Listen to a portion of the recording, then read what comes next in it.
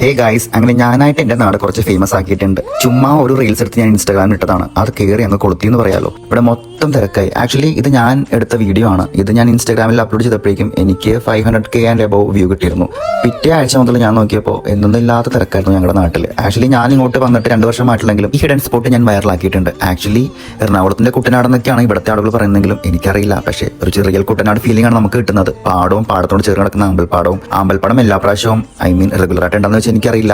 ഒരു സീസണിൽ മാത്രം കണ്ടുവരുന്ന ഒരു കളയായിട്ടാണ് ഇവർ ഇതിനെ പറയുന്നത്. അതിനോട് ചേർന്ന് കിടക്കുന്ന പാടം, അയ്യോ അത് രക്ഷയില്ലാത്ത പാടമാണ്. നമുക്ക് നൊസ്റ്റു, എന്റെ ചെറുപ്പത്തിലേക്ക് ഞാൻ ഒരുപാട് പാടം കണ്ടിട്ടുണ്ട്. പക്ഷേ വലുതിന് ശേഷം നമ്മുടെ പാടമൊക്കെ നികത്തി വീടും ഫ്ലാറ്റൊക്കെ വന്നതോടുകൂടി പാടങ്ങളൊക്കെ പ്രത്യക്ഷമായി. ഞാൻ ഒരു കൊച്ചിക്കാരനായതുകൊണ്ടും എനിക്ക് അധികം പാടമൊന്നും കാണാൻ ചാൻസ് കിട്ടാത്തതുകൊണ്ടും ഇത് എനിക്ക് ഭയങ്കര ഒരു എക്സ്പീരിയൻസ് ആണ് തന്നത്. നാട്ടും പ്രദേശത്ത് താമസിക്കുന്നവർക്ക് ഇതിൽ എന്താണ് അത്ഭുതം തോന്നും. പക്ഷെ എന്നെ പോലെ ടൗണിൽ ജീവിച്ച ആളുകൾക്ക് ഇതൊരു അത്ഭുതം തന്നെയാണ്. അപ്പോൾ നിങ്ങളുടെ നാട്ടിലും ഇതുപോലെ ഭംഗിയുള്ള സ്ഥലങ്ങളുണ്ടെങ്കിൽ ജസ്റ്റ് ഒന്ന് മെൻഷൻ ചെയ്തേക്കെ. അപ്പോൾ ഇനിയും കാണാം. ടാറ്റാ, ബൈ.